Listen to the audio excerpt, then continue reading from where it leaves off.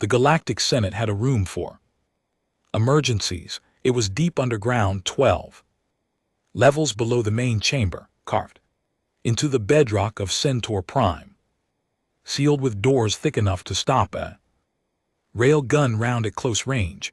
The walls were lined with screens. The screens were never dark. Somewhere in the galaxy, something was always going wrong, but the room had not been used for a full emergency session in 41 years. It was being used now. Grand Senator Voreth of the Kelari stood at the center of the floor and looked at the data for the fourth time. He was a large being, wide shoulders, gray-green skin, eyes that had seen 3 wars and 2 collapses of member state governments. He did not rattle easily.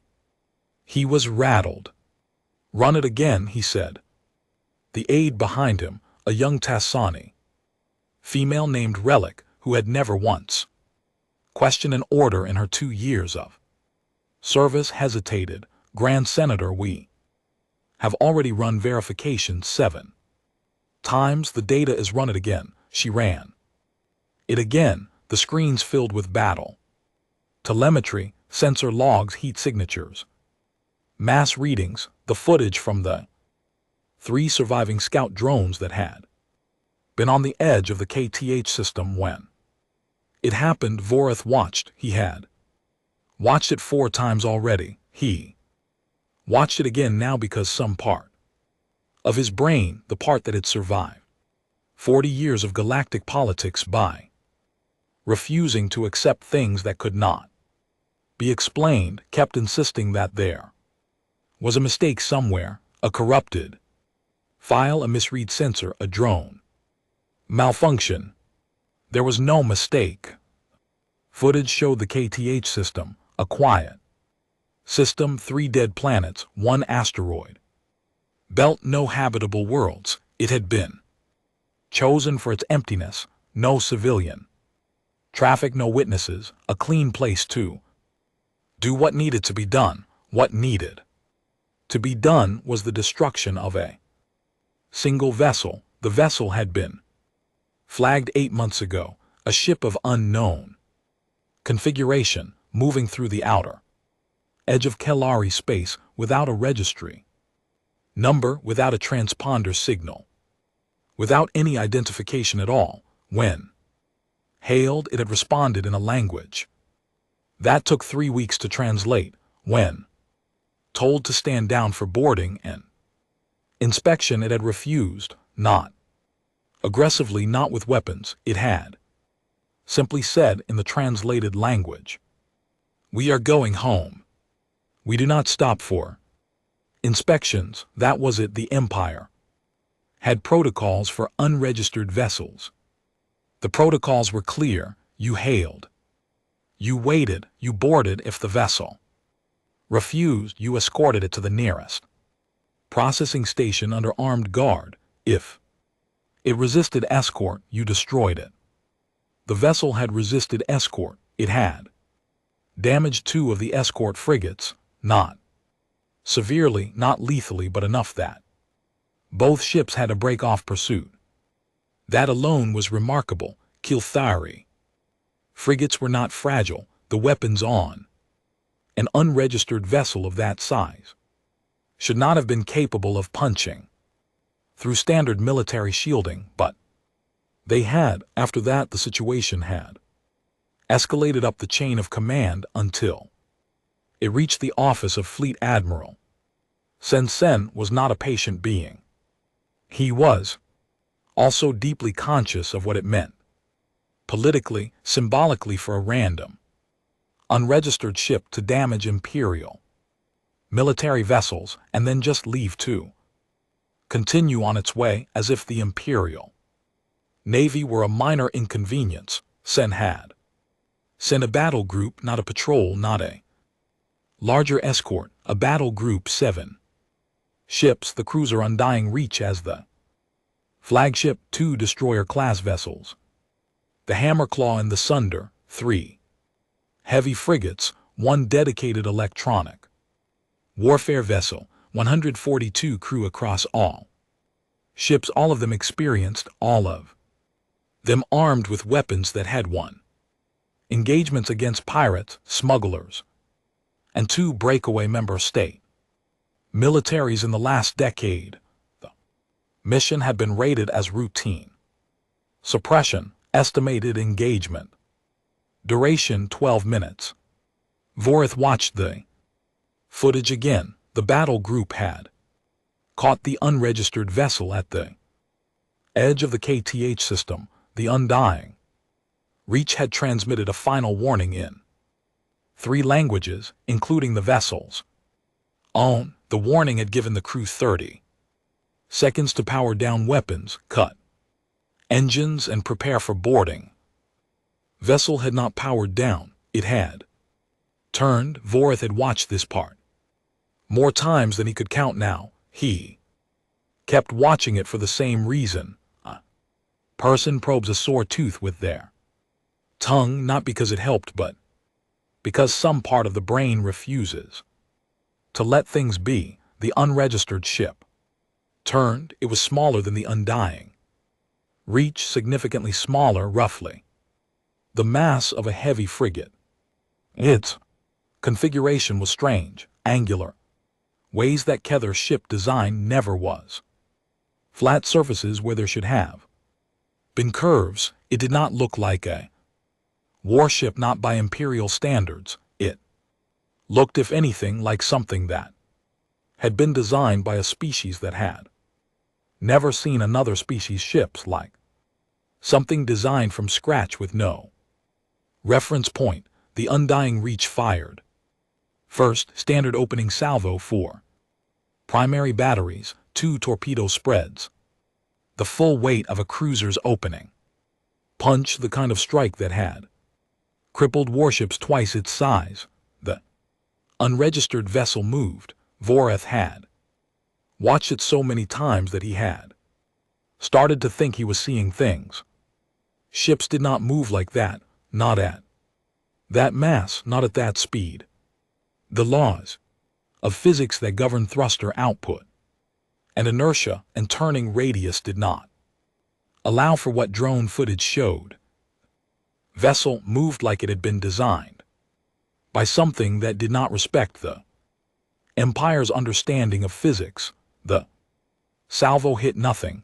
Then the unregistered vessel fired back. The Undying Reach, 230 m of armored cruiser hull, triple layered shielding, the most decorated ship in the 5th Fleet, came apart in 11 seconds. Not damaged, not crippled. Apart. Vorith had checked the mass readings from the drone. The debris field matched. The Undying Reach was gone. What followed was not a battle. Vorith was not sure there was a word for it in any of the 14 languages he spoke. The 2 destroyers moved to engage. Frigates spread out to create a crossfire. The electronic warfare vessel began attempting to jam the unregistered ship's targeting systems, a standard tactic, something that had blinded enemy vessels in a dozen engagements.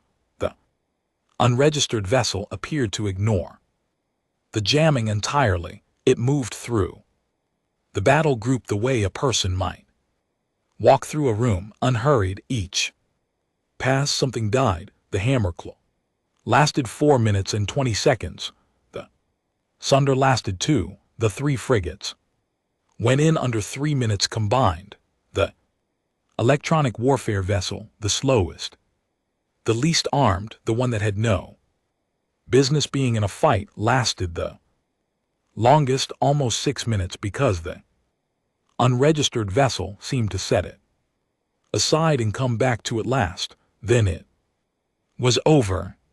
7 Imperial ships, 142 crew gone. The unregistered vessel had taken damage. The drone sensors registered heat blooms along 2 sections of its hull that suggested significant internal damage. It had not come through clean, but it had come through. It had turned back onto its original heading. It was Still going home, Vorith stopped the footage. The room was very quiet. 12 senators around the walls, all of them staring at the same screens, all of them wearing the expression of people who had just been told that something they had believed to be solid ground was in fact a painted floor above an empty shaft.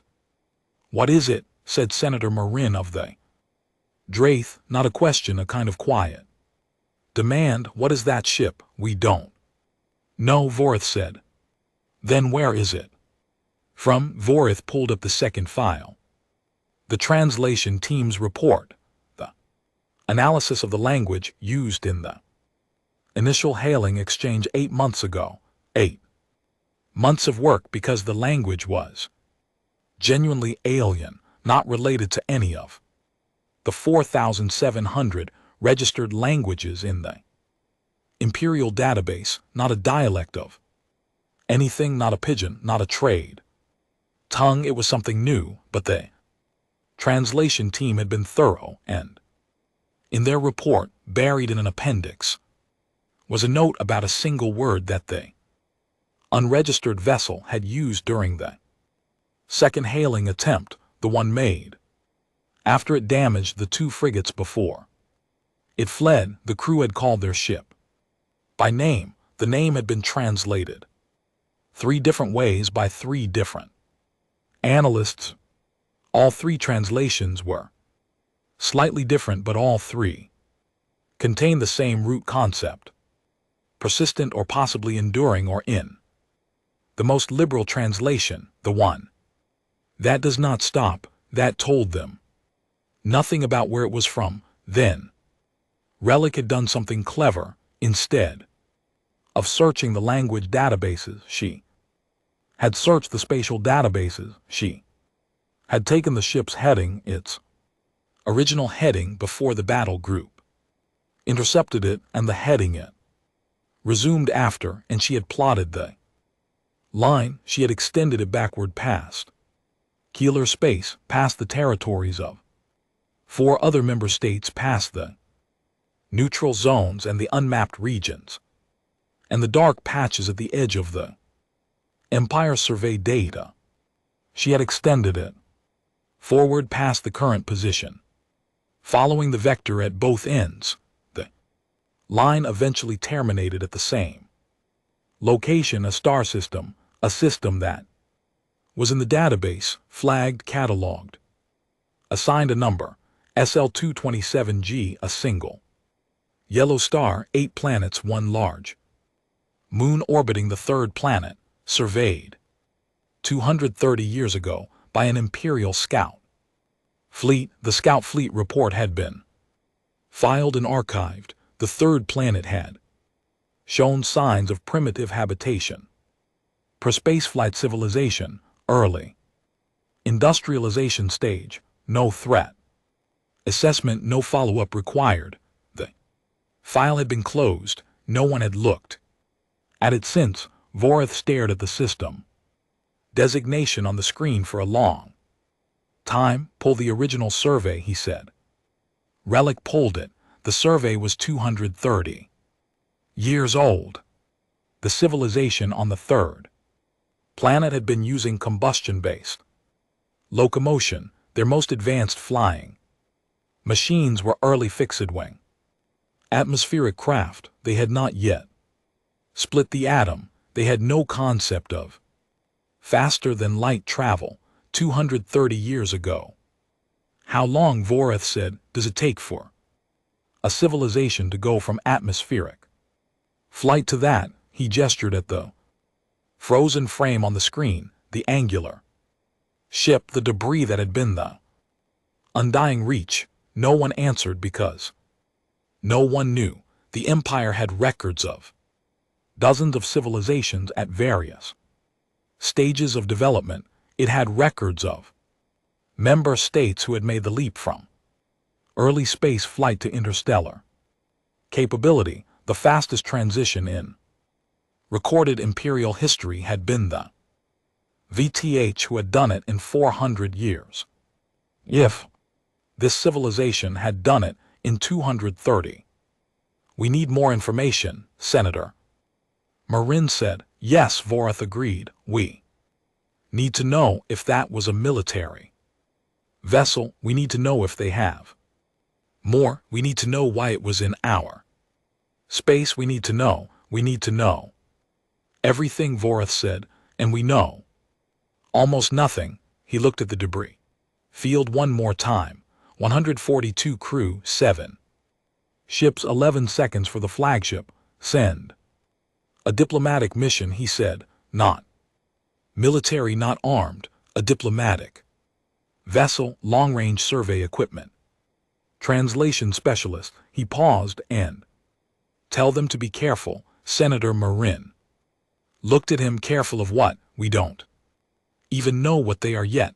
Vorath looked at the screen. That's exactly why. 3 weeks later, in a system on the far side of the outer rim, battered angular ship dropped out of faster-than-light travel inside a debris field that used to be a refueling station. The ship's hull was scorched in 2 sections. Internal pressure in one compartment had dropped to 0. Crew had sealed it and moved on. Captain stood on the bridge. He was a human, 43 years old, gray at the temples, a scar along his left jaw that he had gotten in an action that the official record described in 12 words, and the actual crew described in 4 sentences that always started with, "You wouldn't believe it." His name was Commander Elias Foss. He looked at what was left of the refueling station and felt the familiar hollow weight of a mission that had gone sideways 6 ways before it started. Status, he said. "We're alive," said his first officer. Lieutenant Sarah Kwan. She said it the way she said everything, flat, factual. The kind of voice that had come to terms with the difference between what was ideal and what was real. Hull integrity at 61%. Drive core is functional. Weapons are functional. We are out of about 40% of our secondary consumables. That's a lot of things we're out of. Yes, sir. Can we make it home? Kwan ran the numbers. She always ran the numbers. Voss had once said that if the ship were on fire and falling apart at the seams, Kwan would still be running the numbers. And she had said, especially then, sir. Yes, she said, if we don't stop. Voss looked at the destroyed refueling station again. He did not ask who had done it. He already knew. He had been in the outer rim long enough to recognize the work. Someone had wanted to send a message. Someone had not wanted this particular route to be usable. He had not known that when Mission Command sent them out. He had a feeling Mission Command had not known it either, or if they had considered it an acceptable variable. Voss had a complicated relationship with acceptable variables. Set course for home, he said. Already plotted. Kwan said. The ship moved. It moved the way it always moved. Not gracefully, not beautifully, but with a kind of stubborn insistence that Voss had come to think of as the ship's core personality. The persistent was not a young vessel. It was not a showpiece. It was a working warship that had been in 3 conflicts, survived things it had no engineering reason to survive, and come home every single time. Voss had been its commander for 6 years. He was going to bring it home again. He did not know as he stood on the bridge, watching the outer rim fall away behind them, that somewhere in a sealed room on Centaur Prime, 12 senators were staring at footage of what his ship had done. He did not know that an empire he had never heard of was afraid of him. He did not know that everything was about to change. He knew one thing. He was going home. The diplomatic vessel, careful word, was the most sophisticated ship the Empire had ever built for a first contact mission. It carried 47 specialist linguists, xenobiologists, cultural analysts, behavioral scientists, 2 medical officers, and a full team of communications engineers. The crew complement beyond the specialist was small, 20 sailors, a captain, and a first officer who had been chosen specifically because she was known for staying calm in rooms where everyone else was losing their composure. The careful word was also, technically speaking, unarmed. It had defensive systems, point defense arrays, ablative shielding layers that could absorb a moderate weapon strike without catastrophic hull failure, but it carried no offensive weapons because Grand Senator Vorath had been very clear this mission was to observe and make contact, not to fight. The last time the Empire had sent armed ships toward that particular corner of the galaxy, 142 people had not come back. Vorath was not going to repeat that. The mission commander was Ambassador TSHR. She was Keelder like Vorath, but younger. 52 standard years, which was relatively young for a diplomat of her rank. She had handled 3 first contact situations in her career. All 3 had been with civilizations that were either at or below the Empire's technological level. She had never walked into a room where the other party had already destroyed a battle group. She was thinking about that as the careful word dropped out of FTL travel and the navigation officer announced their arrival at the edge of the SO-22-7G system. Full passive scan, she said. Nothing active, nothing that could be read as a targeting attempt. Understood. Ambassador, the passive sensors began painting a picture. It took a few minutes. Passive scans were slower than active ones, but they were invisible. And invisibility mattered right now. SHR wanted to know what they were dealing with before she announced herself. What? The passive sensors showed her made the room very quiet. The third planet was what the survey had noted: blue-green, large oceans, a single significant moon. From a distance, unremarkable. Thousands of planets in the Empire looked similar. But the system was not empty. There were structures. The passive scan picked up metallic signatures in orbit around the third planet, a lot of them. The AI began sorting and categorizing, and Shell watched the count climb: 40, 80, 120. Eventually it stopped at 217. Distinct orbital objects, large enough to register as structures rather than debris. 217. The Empire's home system had 43 orbital installations. Centaur Prime was the most heavily developed world in the known galaxy. Are those her navigation officer started habitats? The xenobiologist confirmed from across the bridge. Some of them. The mass readings suggest several are purely functional. Docking facilities, manufacturing platforms. Some have atmospheric signatures consistent with inhabited pressurized environments. What's the population of the third planet?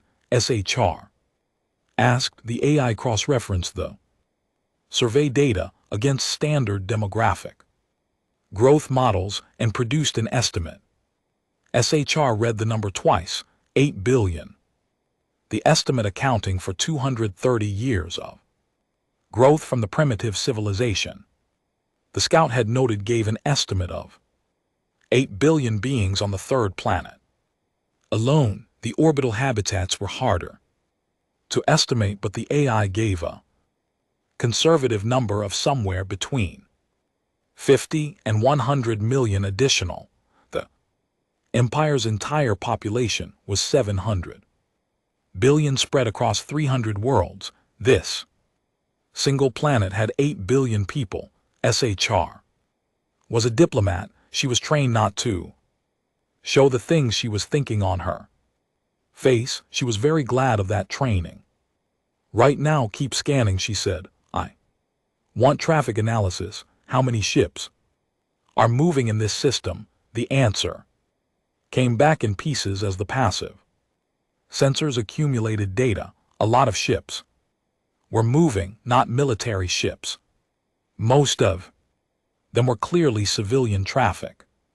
Small vessels moving between the planet and the orbital structures, larger cargo ships making runs between the planet and what appeared to be mining operations in the asteroid belt. The traffic was dense, it was constant, it was the traffic of a system that had been industrialized for a long time and had never stopped. But there were military ships too. Shell counted them carefully, 11 ships that the AI flagged as likely military based on hull configuration, mass readings, and the kind of movement patterns that were different from the civilian traffic. They moved with purpose, they patrolled. Several of them were significantly larger than the careful word. One of them was very large. The AI took 3 minutes to assemble enough passive data to give her a mass estimate on the largest vessel. When it did, Shroud looked at the number for a long moment and then asked the AI to verify it. AI verified it. The largest ship in the system masked 4 times what the Empire's largest dreadnought masked. That can't be right, said her first officer, Lieutenant Commander Holt. He was Tanny young, usually steady. He did not sound steady right now. The AI doesn't make errors on mass readings, the xenobiologist said. Then that ship is very large, Shra said crisply. Keep that observation in mind and set it aside for now. I need us focused. She stood up from her chair and straightened her diplomatic sash, a physical habit, something she did when she needed to settle herself. We are going to transmit a contact signal, standard first contact protocol, our identity, our purpose, and expression of peaceful intent. We will transmit in the language used by the vessel we encountered. We will wait, and if they respond with weapons rather than words, Holt asked. SH looked at him steadily. Then we will have learned something important about them in a very short period of time. She paused. Begin transmission. The careful word sentence. Signal on Earth in a building in Geneva that had no name on its exterior door. A communications officer named Petty Officer Danny Reeves was on the tail end of a 12-hour shift when the alert came in. She almost missed it. She had been watching the passive deep space feeds for 6 hours. It was not an exciting job.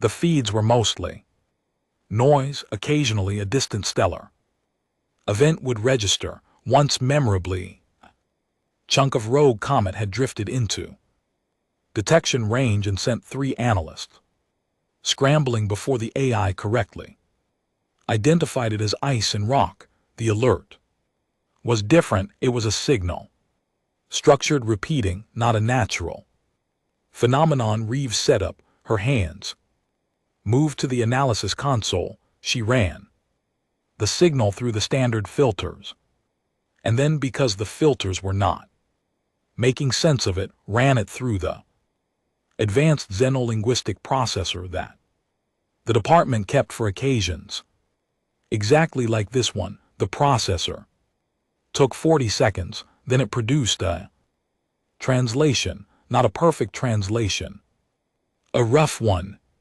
the kind you get when a language has been partially decoded and the rest filled in with best guesses. But rough was enough. We come in peace. We are the Kelari diplomatic mission.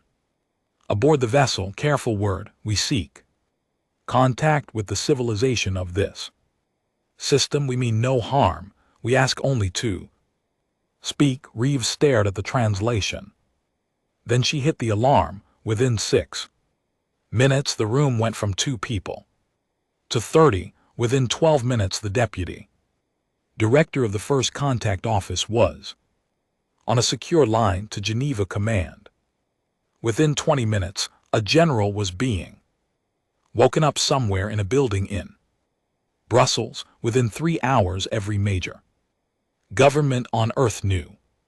Within 6 hours, the argument had started about who would respond, what they would say, and whether the response should be military or civilian. It was one exhausted diplomat noted in a private message to a colleague, very much a very human response to an extraordinary situation.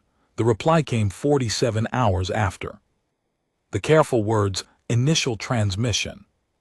Shell had spent those 47 hours in a state of contained tension that she was extremely careful not to let her crew see. She had slept 4 hours. She had eaten what the nutrition staff brought her without tasting any of it. She had read the AI's continuous scan reports with the focus of a person who was trying to understand something that kept growing more complicated. Every time they looked at it, the reply came in the same language the careful word had used, the language of the vessel they had intercepted, which the Empire's translators had partially decoded, but it was more grammatically precise than the Empire's version, as if the people who sent it had the full language and the Empire had been working from fragments because they had. It was their language. The translated reply said, "We received your message. We have questions. Our first question is this. Why did your warships attack one of ours?" Shall read it twice. The phrasing was what struck her. Not your ships attacked us. Not an emotional accusation, a question, calm, direct, asking for a reason. Either these people were extraordinarily disciplined, or the attack on the unregistered vessel had been a provocation they were not particularly surprised by, or were they simply very good at keeping emotion out of the first sentence. She drafted her response carefully. It took 4 hours and 6 revisions. She explained what the Empire was, what its protocols were, why the unregistered vessel had been approached, why the battle group had been sent. She was honest about the escalation. She did not minimize it. She did not apologize directly, not in the first message, because she had learned that premature apologies in first contact situations often read as weakness to cultures that had not yet established whether the diplomat represented something worth respecting. But she acknowledged that the Empire had not understood what it was dealing with, and that the outcome had not been what the Empire intended. She sent it. The reply came back in 19 hours. It was longer this time. She threw it with both her chief linguist and the xenobiologist standing over her shoulder, all 3 of them annotating the rough translation in real time.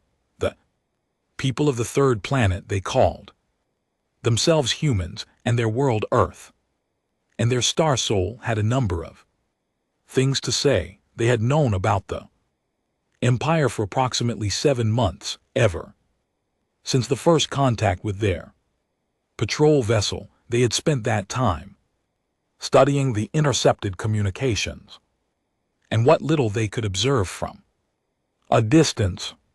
They had a picture of the Empire that was incomplete but not uninformed. They were not intimidated. That came through clearly enough. Even the rough translation, not aggressive, Not threatening, but very specifically. Not cowed, they asked about the empire's governance structure, they explained. Their own briefly a complicated arrangement of nation-states under a coordinating body which SH's political analysts immediately flagged as unusual and potentially unstable, though they admitted they were working with limited information. They asked about the extent of the empire's territory. They asked about the empire's military doctrine.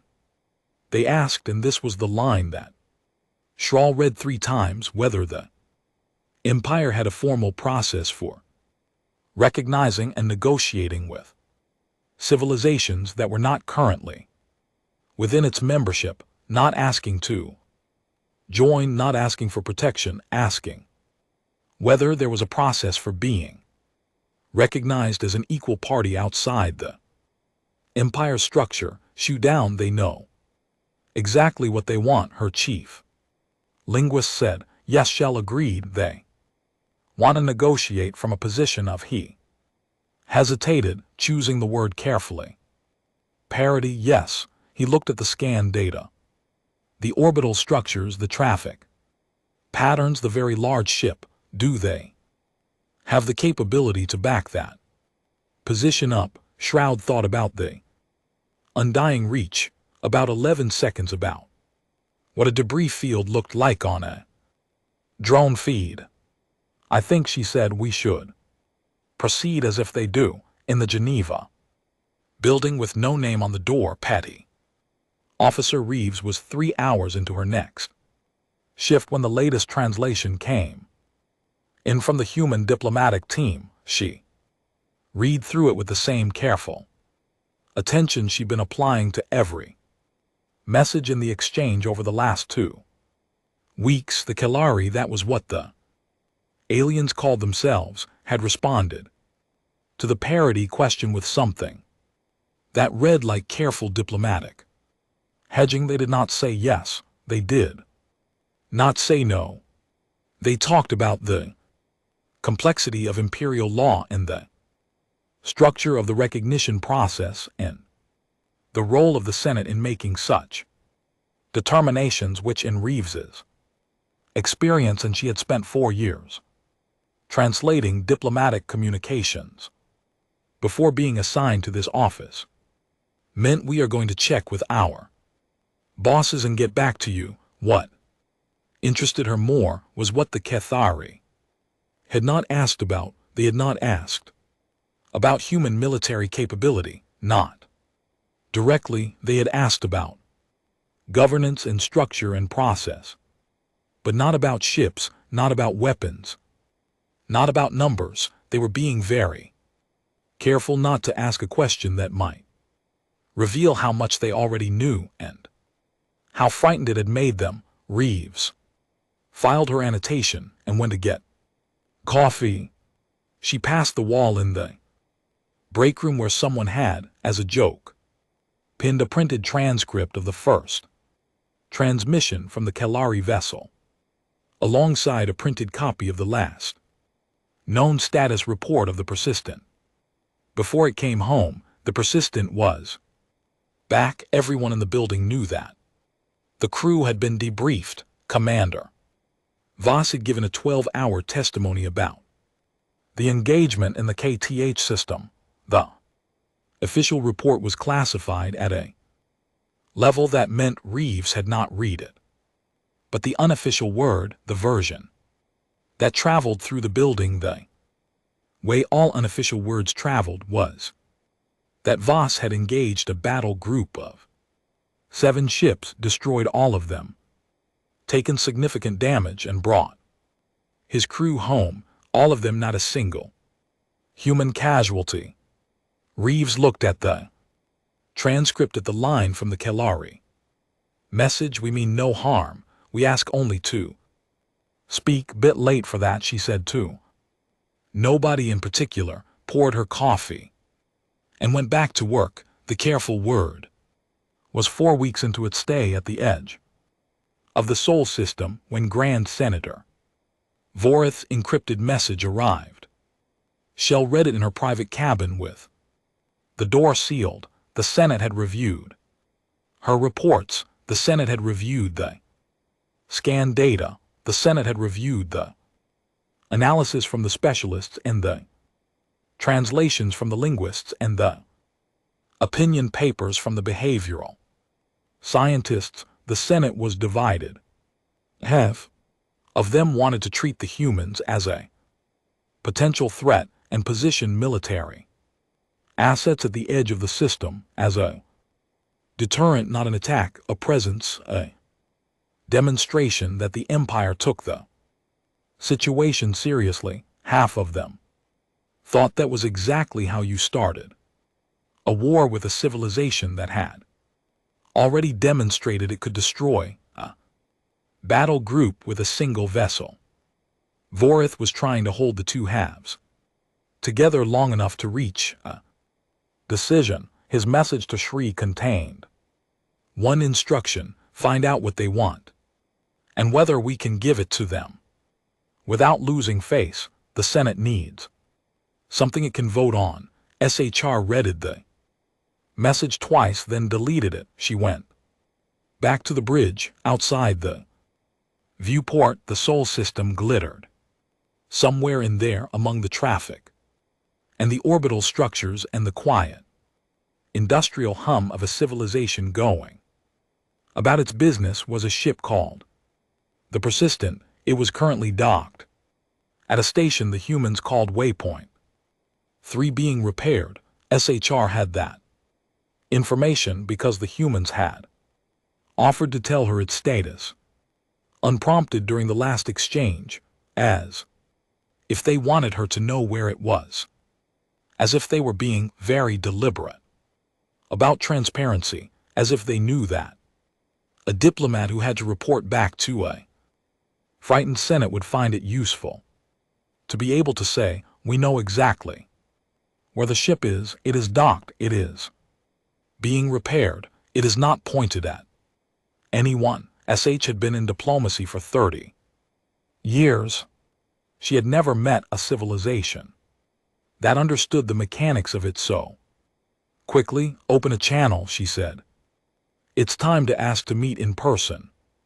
The meeting was held on a station, not on Earth, because the humans had decided, after 48 hours of argument between their coordinating body and their individual nation-states and their military commands and their diplomatic offices, that inviting an alien delegation to the surface of their home world before knowing the full shape of their intentions was a risk they were not going to take, not on the careful word, because the humans had decided separately in a different argument that walking onto a Kalari ship before any trust had been built was also a risk they were not going to take. The station was called Waypoint 7.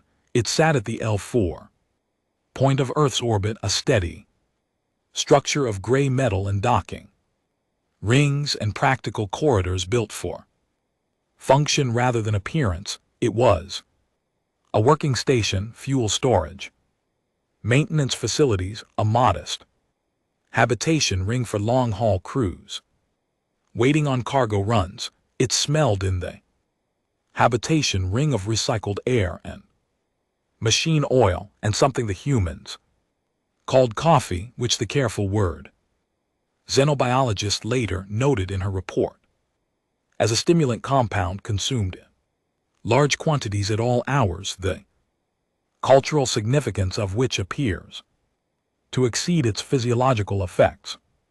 Ambassador Shell arrived with 4 people.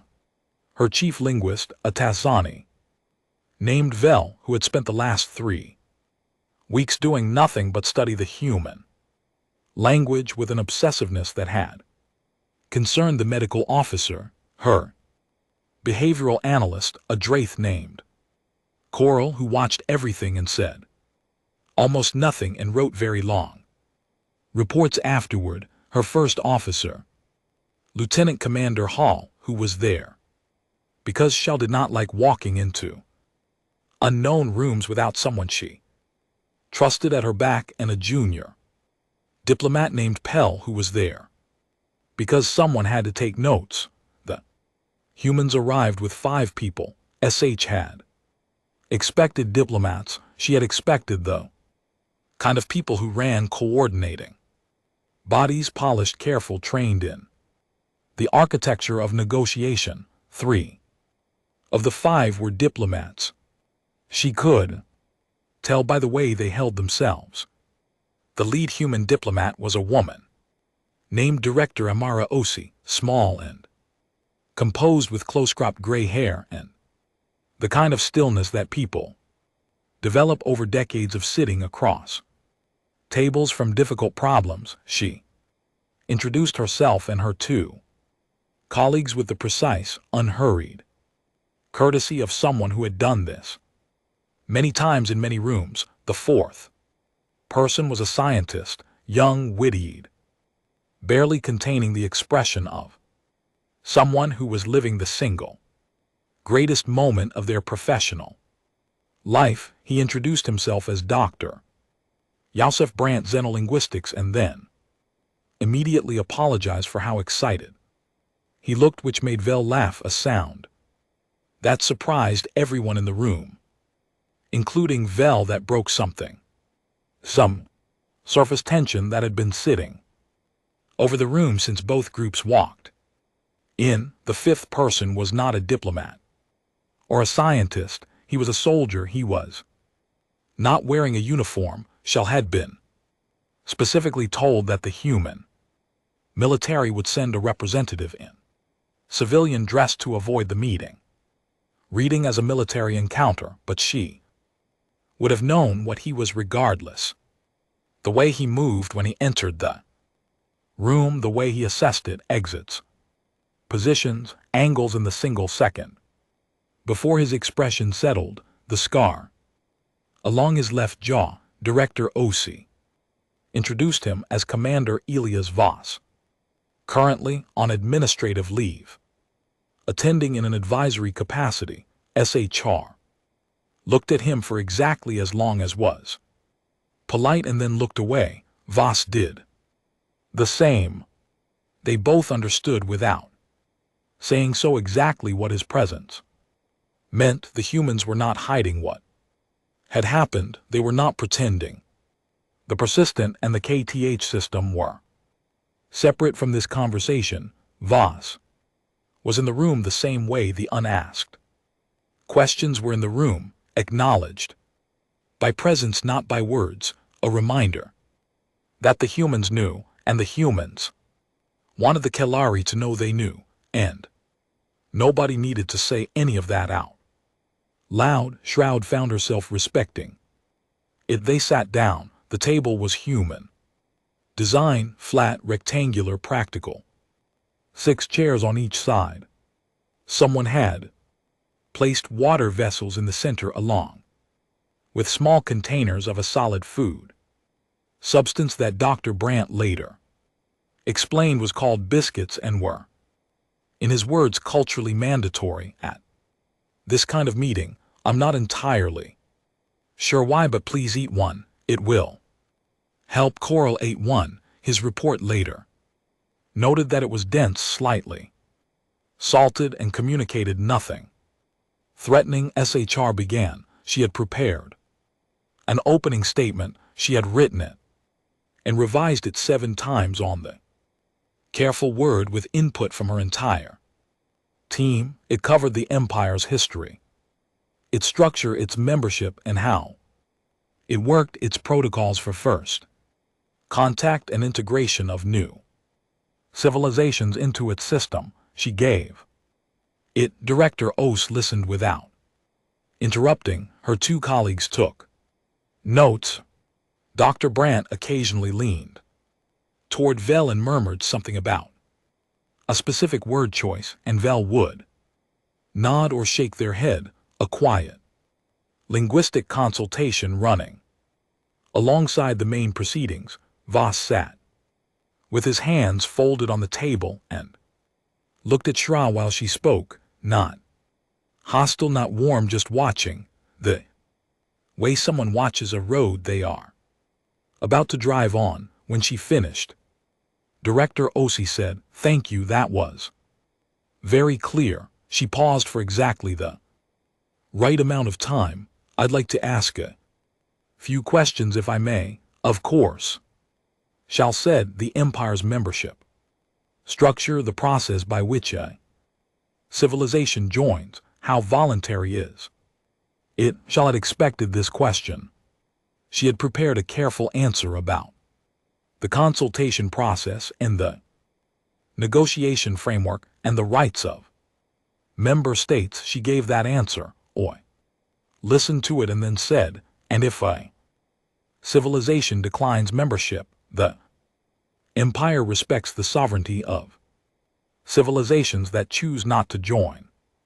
"Have any declined?" A pause, small, probably imperceptible to anyone who is not watching for it. Coral noted it in his report. "Anyway, there have been cases," SHR said, "where civilizations at early stages of development have been given time to develop before the question of membership is formally raised." "That isn't quite what I asked." Shal looked at her. Osi looked back. Both of them completely still. "No," Shal said. "In the history of the Empire, no civilization that has been formally approached has declined." Oi nodded. Slowly. "I see." She made a small note. "Second question, the ships you sent to intercept the persistent, were they sent to escort or to destroy?" This question Shri had also prepared for. The answer she had prepared was about protocol escalation and the Empire's standard procedures for unregistered vessels. She looked at Voss. He was looking at her. She gave the prepared answer. Oi listened to it and nodded again, in the same way she had nodded the first time. Not agreement, just acknowledgement, the careful nod of someone filing information in a column marked things I will return to later. Third question. Osi said, "And I want to be direct about why I'm asking this one. Because I think directness serves us better here than diplomatic language." She folded her hands. "The Empire has 700 billion citizens spread across 300 worlds. Earth alone has 8 billion people. We are, by any reasonable measurement, a very small civilization compared to yours. We understand that. We are not confused about the scale difference." She paused. "But you sent a diplomatic mission rather than another military response, and you asked for a meeting, and you've been very careful in everything you've communicated to present this as an equal conversation." She held Shell's gaze. "So my question is, what do you actually want from us?" The room was quiet. Coral was very still. Pell had stopped writing. Shal said, "Understanding of what? Of you?" She let it sit for a moment. "The Empire has existed for 400 years. In that time we have encountered and incorporated hundreds of civilizations. We have a very complete picture of how civilizations develop, how they grow, what they want, what they fear. We have models and frameworks and historical precedent for almost every situation we have encountered." She paused. "You do not fit any of our models." Dr. Brandt made a small sound that might have been a laugh, quickly suppressed. Oz's expression did not change. Voss's expression did not change. "In what way?" Or asked. "Your rate of technological development is unlike anything in our records. 230 years ago, our scouts noted that your civilization had not achieved space flight you have now." Shroud spread her hand slightly, a Kilari gesture of acknowledged complexity. "The vessel they persistent engaged at KTH, our engineers have reviewed the sensor data extensively. we cannot replicate several of the weapon systems your ship used. We do not understand the propulsion behavior we observed. We do not know how a ship of that mass moves the way it did. Voss shifted slightly in his chair. It was the first movement he had made in 20 minutes. Osi said, "You're telling us that our technology surprised you?" "Yes, and the Senate found that frightening." "Yes." Oi looked at her for a long moment, then she said in a tone that was not unkind, but was very precise, "Ambassador, I want to tell you something, and I want you to understand that I'm telling you this not as a threat but as information, because I believe you're an honest person trying to do a difficult job." "Go ahead, Shao," said. "Earth is not the only human world." The room did not change. The air still circulated. The water vessel still sat in the center of the table. Pal still had a pen in hand, but something shifted. Shroud felt it the way you feel a change in pressure before a storm. "We have 17 established colonies," Osi continued. "4 of them are within what your charts designate as your outer territory. We've been there for between 30 and 60 years. We didn't ask permission because we didn't know you existed. We know now." She paused. "I'm telling you because we'd rather you find out from us than find one of our settlements and make another assumption." Shao was very glad she had 30 years of diplomatic training. She kept her expression exactly where it was. 4 colonies in imperial space for up to 60 years undetected. She was going to have to put that in a report and send it to Voreth, and she was not looking forward to that conversation. "I appreciate you telling me," she said. "We also have something else," Osi said, "that I think you should know." She opened the document. On the table's surface, the table had a display layer built in, something Shao's team had noted but not fully cataloged, and pulled up what appeared to be a chart, a spatial chart, trajectories, distances, coordinates. "These are the 8 vessels we currently have in deep space," Osi said. "Their positions as of 48 hours ago, their headings, their intended missions." Shao looked at the chart. One of the positions was deep in the outer rim, moving away from Sol, an exploration mission, the annotation said.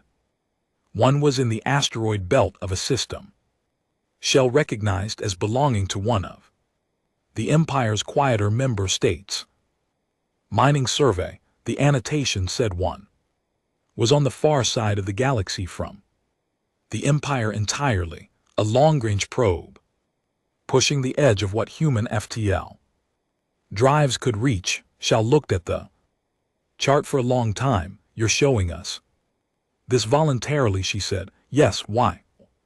Said, "Because trust is built in specific ways. One of those ways is demonstrating that you're not hiding things you could hide." She met Shraw's eyes. "We're an LT Uncan GT. Showing you where our ships are. We're telling you about our colonies before you find them. We're telling you about our capabilities before you feel compelled to test them again." Her voice stayed even. "We would prefer not to destroy any more of your ships, Ambassador. It creates paperwork on both sides." Holt made a sound. Shroud was fairly certain it was a suppressed laugh. She did not look at him. "I understand," Shroud said. Voss spoke for the first time. He had a low voice. Careful, not the voice of someone who spoke often in rooms like this.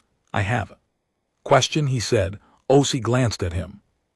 A small nod. He looked at SHR. "The battle group at KTH, the crew, did they have families?" The question landed differently than any question that had come before it. Shri had been prepared For strategic questions, territorial. Questions about leverage and recognition and process.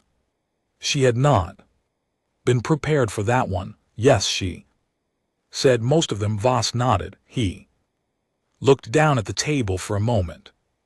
When he looked back up, his expression was the same, but something in it was different in a way Shri could not precisely name. I'm sorry, he said that. I couldn't have done it differently. The room was very quiet.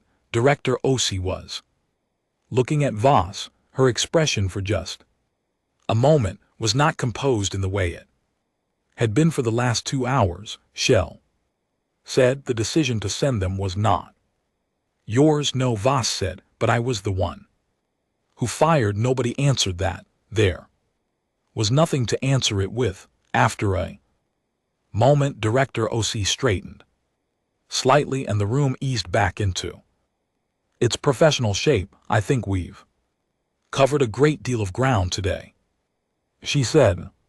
I'd like to propose an adjournment and a second session.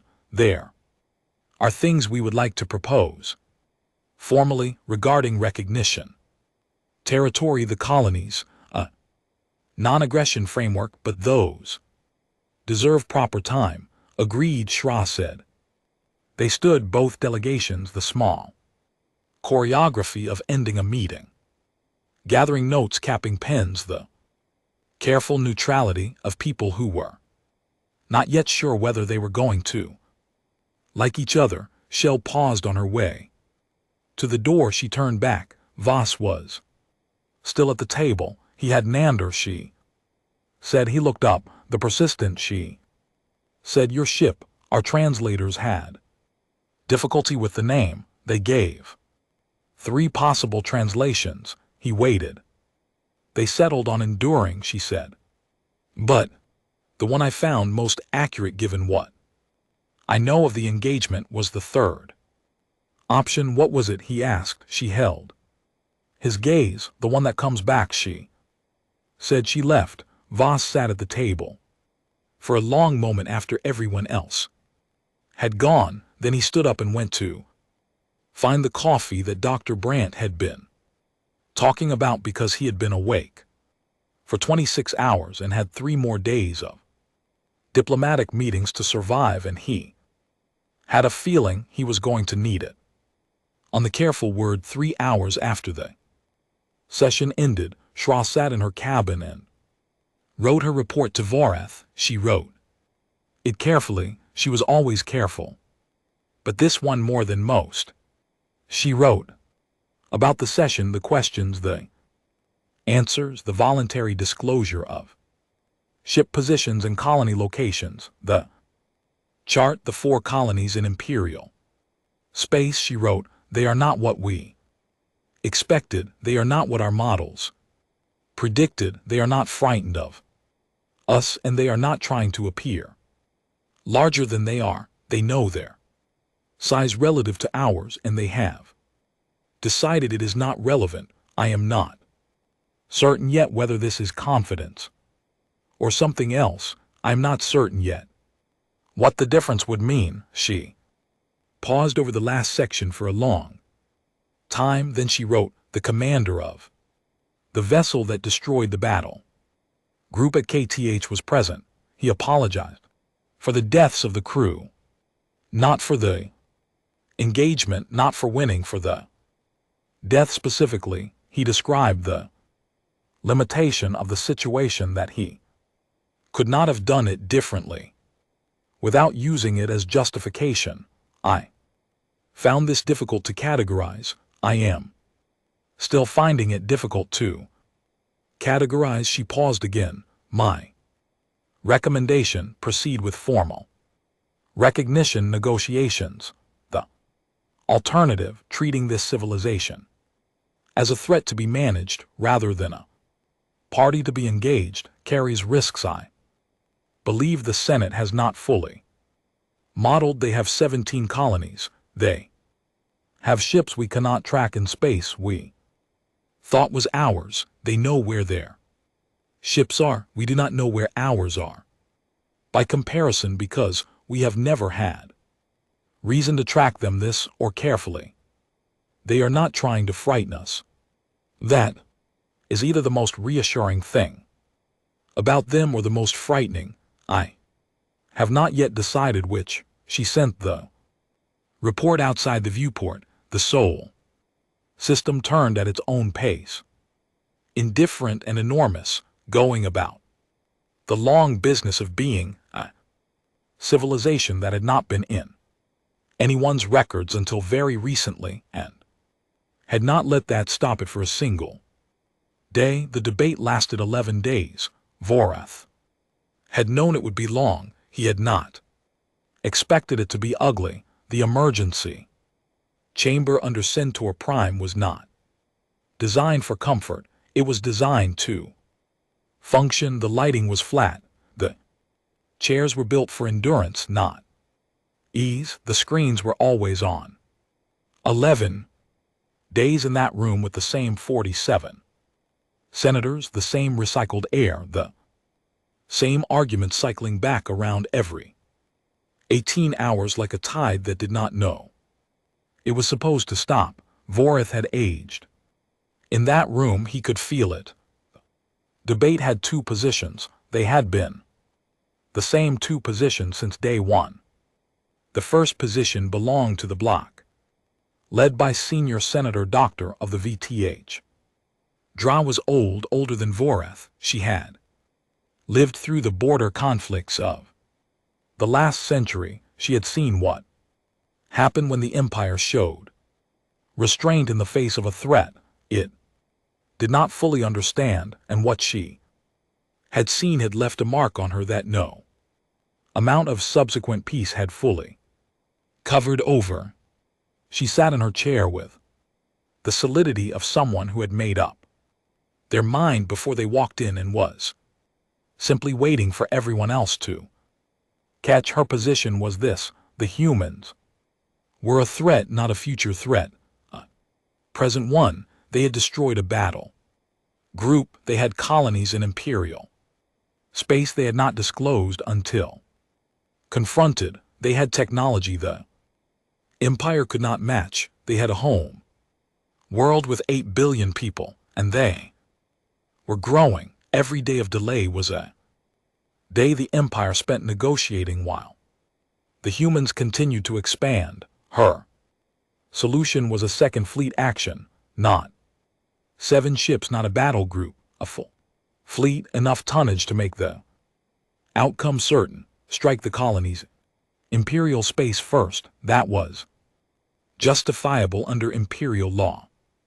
Territory violation. Use the colonies as the legal pretext. Move quickly.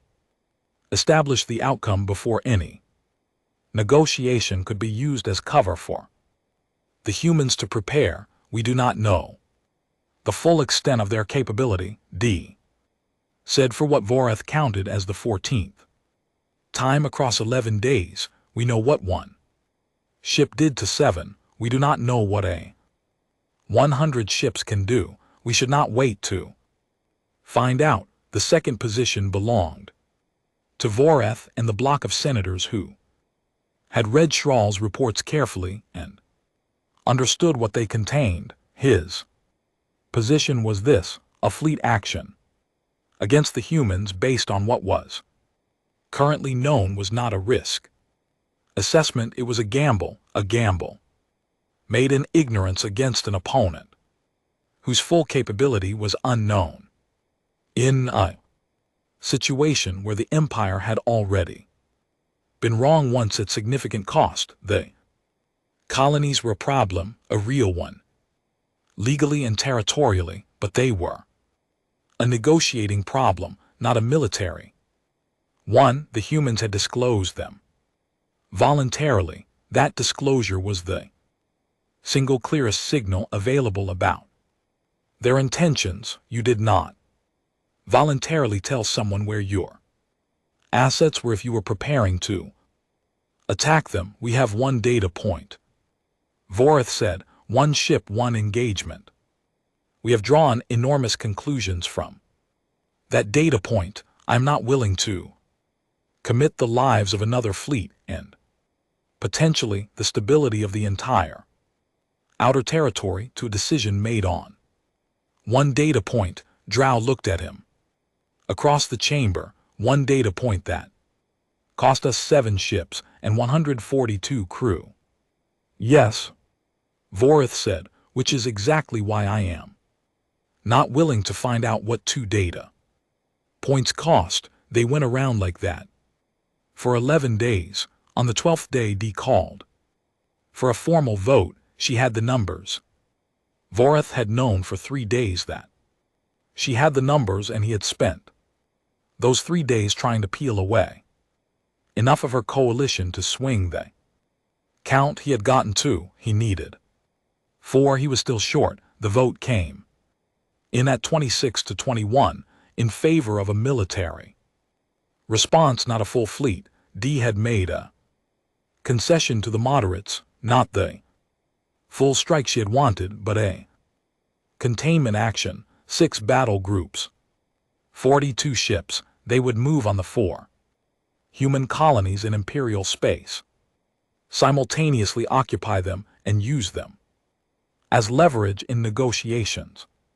The humans would be told that the colonies were held pending a satisfactory resolution of the recognition and territorial questions. If the humans complied, the colonies would be returned. If they did not, the vote left that sentence unfinished. Vorith read the motion. He read it twice. He looked at the 26 senators who had voted for it. You are making a decision, he said, based on what 1 human ship did to 7 of ours, and your plan is to send 42. Dee said 42 is not 7.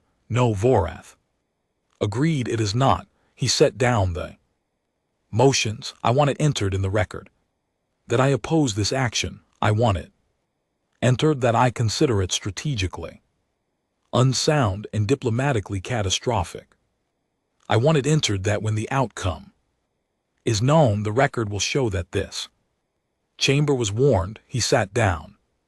The motion passed. SH received the Senate's order 14 hours later. She read it in her cabin with the door sealed, which was becoming her habit for documents she did not want to be seen reading in public. She read it once, then again, then she sat for a long time looking at nothing. In particular, the order was clear. She was to continue diplomatic contact with the human delegation. Specifically, she was to schedule another session as soon as possible and keep it going for as long as possible. While the session was ongoing, the 42 ships of the containment action would move on the colonies.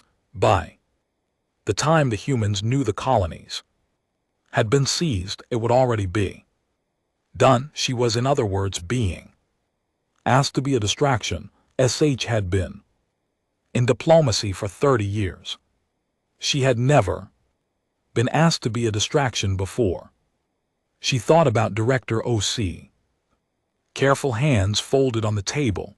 The voluntary chart of ship positions. We would prefer not to destroy any more of your ship's, ambassador. It creates paperwork on both sides. She thought about Voss. I'm sorry that I couldn't have done it differently. She looked at the order for a long time. Then she picked up her secure communication unit and sent a message to Vorith. The message said, I will follow the Senate's order. I want it noted for the record that I believe this will not end the way the Senate expects it to end. I also want it noted that I believe the humans will know before the ships arrive. I do not know how. I believe they will know. She sent it and went to schedule the second session. Petty Officer Reeves was on shift when the anomaly appeared. It was not a signal. It was not a transmission. It was a pattern. She had been watching the deep space sensor feeds for 3 months now. She knew what normal traffic looked like. She knew what standard Imperial movement patterns looked like, having spent 6 weeks studying everything they had been able to passively collect about Kelari ship behavior during the careful words. Stay at the edge of the system. Pattern was subtle, small changes in the background density of the sensor. Noise at 4 specific points in the outer territorial zone, the kind of changes that came from large objects moving through FTL, the residual gravitational and electromagnetic wake of ships in transit, 4 specific points. Reeves pulled up the colonial registry. She overlaid the positions. The 4 points of sensor anomaly were in direct alignment with the 4 human colonies in what the Kelari charts designated as Imperial Outer Territory. She checked her work 3 times, then she hit the alarm. The room filled up faster than it had the first time. 3 months of watching this situation had put everyone permanently on a shorter fuse. The deputy director arrived in 4 minutes. A general arrived in 7. Reeves showed them the pattern. How confident are you? The deputy director asked. The pattern is consistent with large-scale FTL transit, Reeves said. Multiple ships at each of the 4 colony locations. She paused. The timing is consistent with ships that departed Kelari space roughly 14 days ago. That's 3 days before the second diplomatic session was scheduled, the general said. Nobody said anything for a moment. They scheduled the session, the deputy director said, while the ships were already moving. Still nobody said anything. Then the general said very quietly, get me a line to Geneva. Command and someone get Director Ose out of bed. Director Ose arrived at the Geneva building at 3:00 in the morning. Local time. She did not look like someone who had been asleep. She looked like someone who had been lying in bed, waiting for a specific piece of bad news to arrive, and it had finally arrived. And now she could get up and deal with it. She reviewed Reeves' analysis. She asked 3 clarifying questions. She looked at the overlay of colonial positions and sensor anomalies for a long time. Then she asked for Commander Voss. Voss arrived 20 minutes later. He was in civilian clothes, the same kind of clothes he had worn at Wayne 7. He looked at the data and said nothing for a long time. How many ships? He asked. We can't get a precise count from passive sensors. Reeves said minimum estimate is 30, could be significantly more. Voss looked at the general. The general looked at Voss. An entire conversation happened in that look, the kind of conversation that only happens between people who have spent enough time in the same profession to not need words for the foundational questions. The colonies aren't military targets. Voss said. No, the general agreed. Civilians, yes. How long before they arrive? The general looked at Reeves. Reeves said based on the trajectory and standard Kelari FTL speeds, which we have some data on from observing the careful word, approximately 46 hours. Voss stood very still. 46 hours for colonies, civilians who had gone out to the edge of known space to build something, who had not known the Empire existed when they left, who were now sitting in the path of a containment action from a civilization they had no defenses against. What assets do we have in range? Voss asked. The general pulled up the deployment map. There were 3 human vessels within theoretical range if they pushed their drives hard. 2 were cargo ships that had been armed for piracy protection, not warships, not anything close.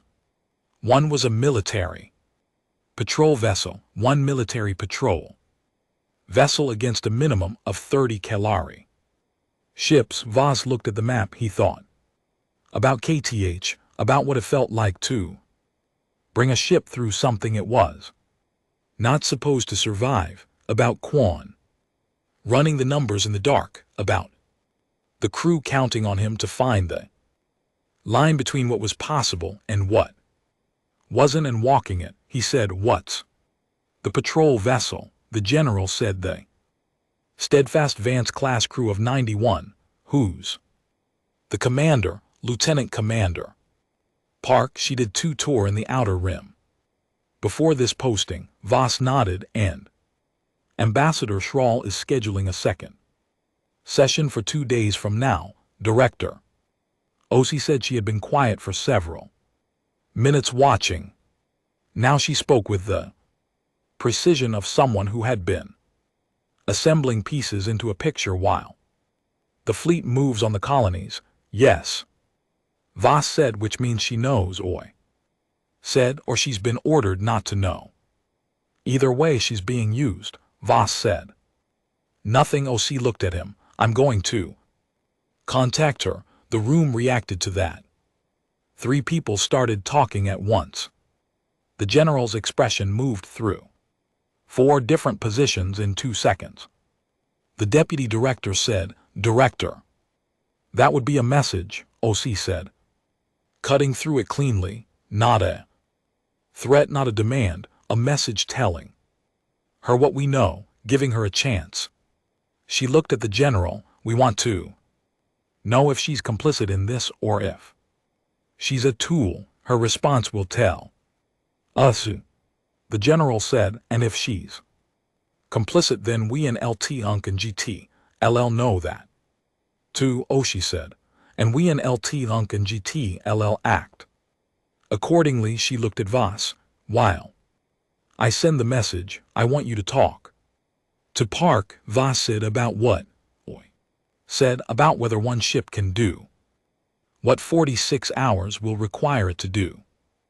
Voss was quiet for a moment, then he said, "I'll talk to her." He left the room. Reeves watched him go and then looked back at the sensor overlay. 4 points of convergent movement, 4 colonies, 46 hours. She thought about the line in the first translated message, the one pinned on the break room wall. "We mean no harm. We ask only to speak." She thought about what it meant that those words in the sensor data existed in the same universe, sent by the same civilization, separated by a few weeks in a Senate vote. She filed her updated analysis, poured her 4th coffee of the night, and kept watching. On the careful word, "shroud secure." Unit chimed at 400 ship time. She was awake. She had not been sleeping. She read the message from Director Osi. It was shorter than she had expected. It said, "We know about the fleet. We know about the colonies. We know about the session schedule. We are not going to pretend we don't. We are also not going to attack your diplomatic vessel or harm your crew. We want to ask you one question. Is this your choice, or were you given an order?" Shri sat in the dark of her cabin and looked at the message for a long time. The order from the Senate was clear: keep the session going, be the distraction, do not tell them anything. She thought about the chart Osi had shown her, the voluntary positions of 8 human ships. Trust is built in specific ways. She picked up the secure unit and typed a reply. It took her 4 minutes to write 2 sentences. She sent it and sat back and thought about what it meant to serve in institution for 30 years, and then in a single moment serve it differently than it had asked. The message she sent said, "It is an order. I did not know when I scheduled the session. I know now." She paused and added a 3rd sentence. "Do what you need to do." I will do what I can from here. She set down the unit and looked at the viewport somewhere out.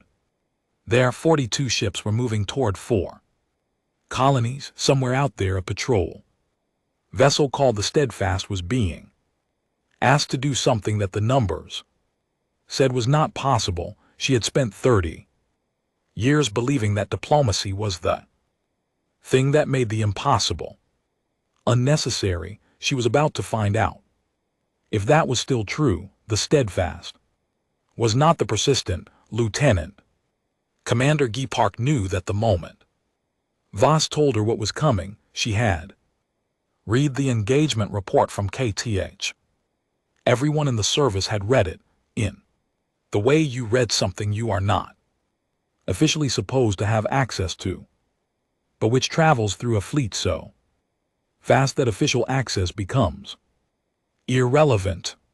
She knew what the persistent had done. She knew what it had cost. She knew her ship was not that ship. Steadfast was a Vance-class patrol vessel, good bones, reliable. It had been in service for 11 years and had the kind of wear that came from 11 years of hard outer rim work, scratches on the hull plating that had been repainted twice, a drive core that needed 3 extra minutes on startup, a weapons targeting system that the crew had nicknamed the Optimus because it consistently overestimated hit probability by about 8%. 91 crew. They had been on a routine patrol run when the orders came in. Park received them, read them, and then called her senior staff into the cramped briefing room adjacent to the bridge and told them what was happening. She watched their faces. Her weapons officer was a big man named Chief Petty Officer Ada. He had a habit of being very still when information was serious. He was very still now. Her navigator, Enan Tors, was young enough that his face had not yet learned to hide things. He looked at the numbers, 42 ships, 4 colonies, the timeline, and then he looked at Park, and then he looked at the numbers again, as if the second look might change them. Her engineer, Lieutenant Ford, was already doing the math in her head. Park could see it in the small movements of her eyes. Drive output, arrival time. What pushed meant for the drive core. That needed 3 extra minutes on startup. She would push it anyway. I'm not going to tell you this is a reasonable ask. Park said it isn't. We are one patrol vessel. We are being asked to intervene in a fleet action. She looked around the room. I'm also not going to tell you that the people in those colonies have anybody else. Nobody said anything. We can't fight 42 ships.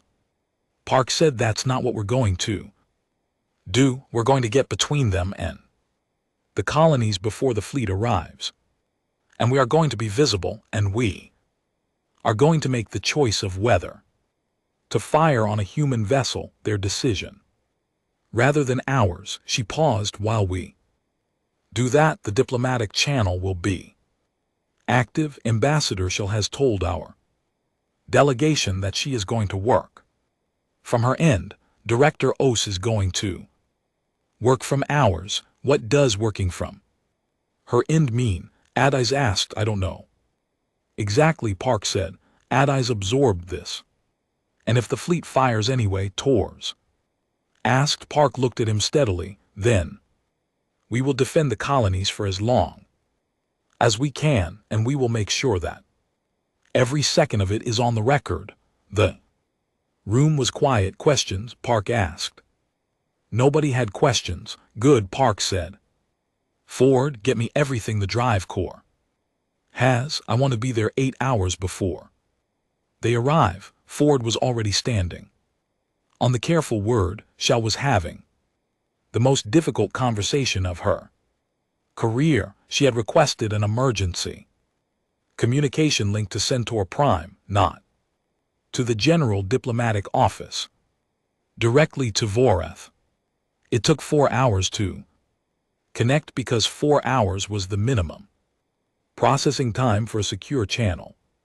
Request through the Senate's communication system, a bureaucratic reality that Shell had always accepted philosophically and was now finding deeply frustrating. Voreth's face appeared on the screen. He looked like a man who had not slept since before the vote. He probably had not, he said it was not a question. Yes, SH said they told me. Vor closed his eyes briefly. How passive sensor observation. They detected the fleet movement 46 hours out. She paused. Voreth, they are not going to accept this. They are not going to stand aside while 42 ships occupy their colonies. They're going to respond with what? Voreth said, 1 patrol vessel based on the sensor readings our people have managed. The patrol vessel doesn't matter, Shao said. The patrol vessel is there to make a statement, not to fight. The statement is, you will have to fire on a human ship to reach those colonies, and if you fire on a human ship, you will have escalated this beyond any point where negotiation is possible. She leaned forward, and behind the patrol vessel they have more ships. We don't know how many, we don't know where they are. We know about the ones they showed us. We do not know about the ones they didn't. Vor said nothing for a moment. The Senate voted. I know what the Senate voted. I was there when you sent me the order. She made herself steady. Voreth, I have been doing this for 30 years. I have never broken a direct Senate order. I'm not breaking one now.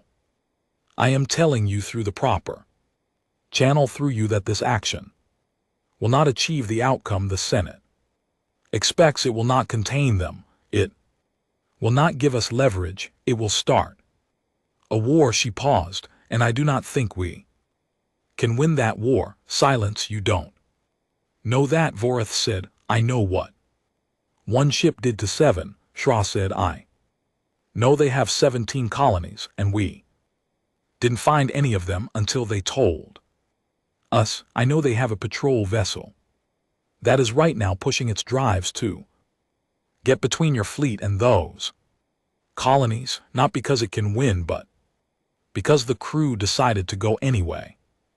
She stopped. What kind of civilization produces people who make that choice?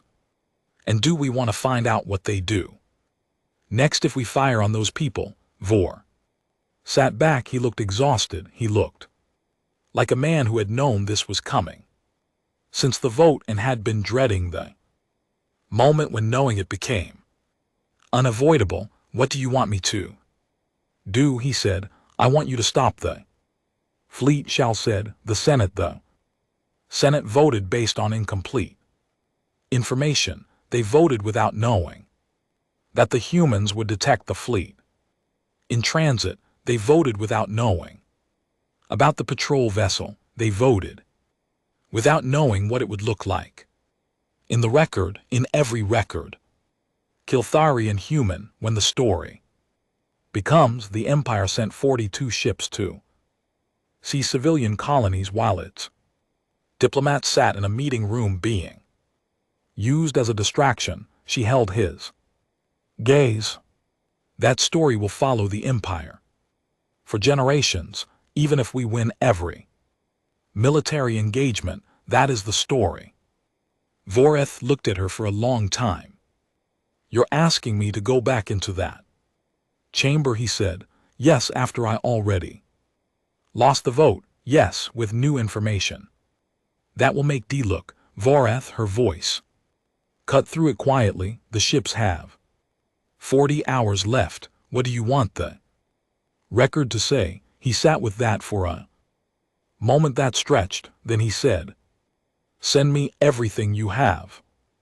Steadfast arrived at Colony Brennan, the largest of the 4, a settlement of 12,000 people on a cold moon orbiting Gas giant, with 9 hours to spare, Park brought the ship to a full stop between the colony and the direction of the incoming fleet. She put every running light on.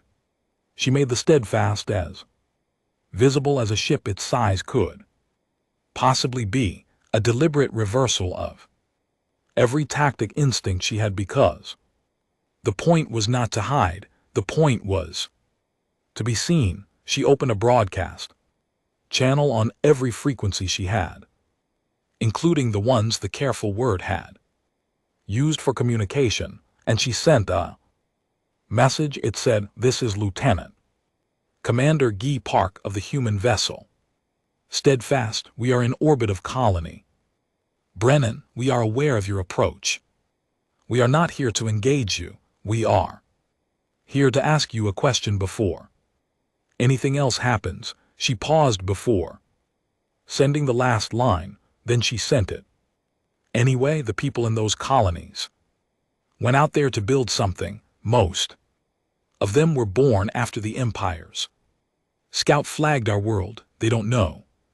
You don't know them. Nobody made a choice to be enemies yet.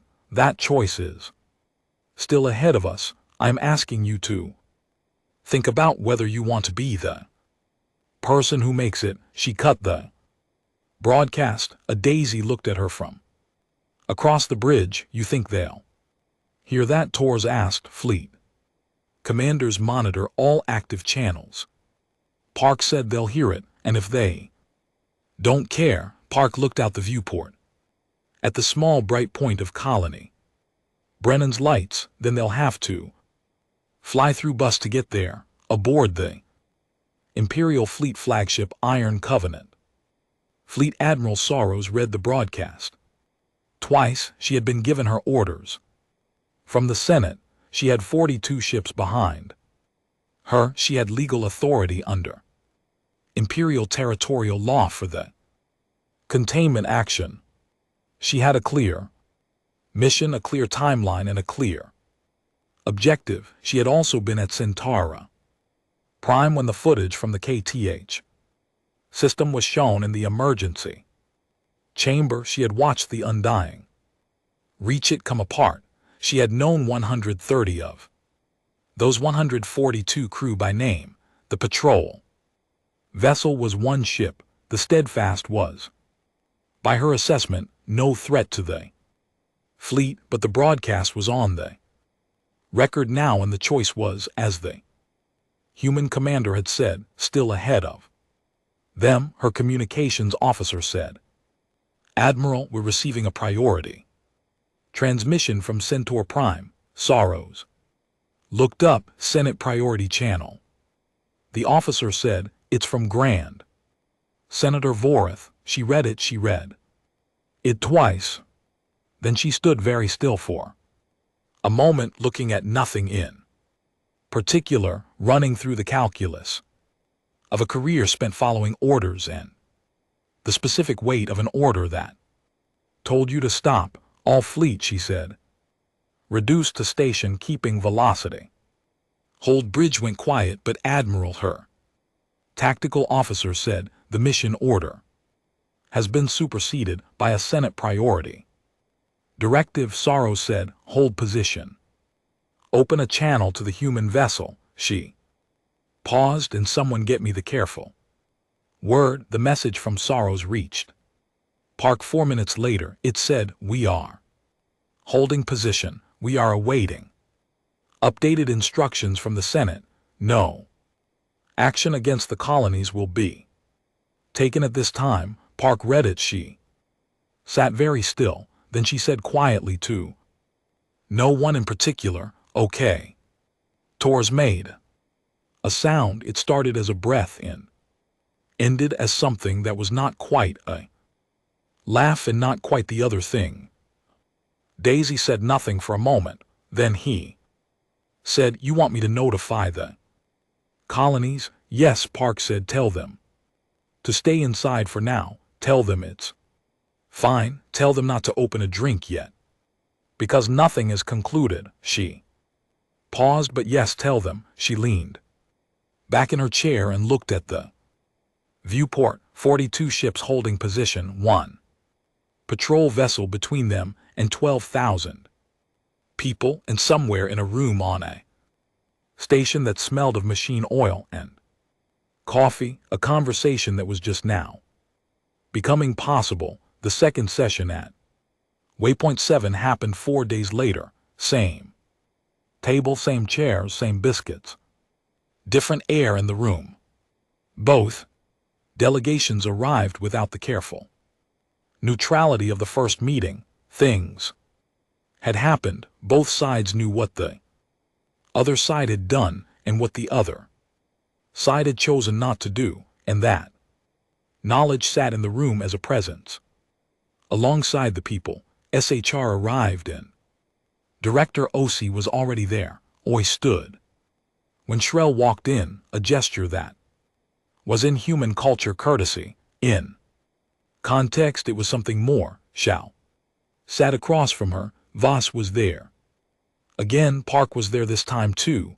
A last-minute addition that Oz had asked for, and the human coordinating body had approved. She sat next to Voss, her hands folded, her expression the kind of calm that had been earned rather than practiced. Shao looked at them and then at Oz. I want to say something, Shao said, before we begin.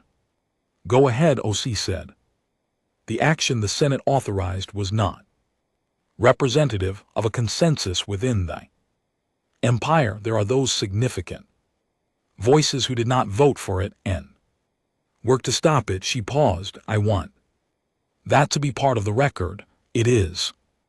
Oh, he said. We know. Shall nodded, and I want to say personally, not on behalf of the Empire, that the message your commander sent to our fleet was the most important thing said in this situation since it began. Park looked slightly surprised. It wasn't complicated.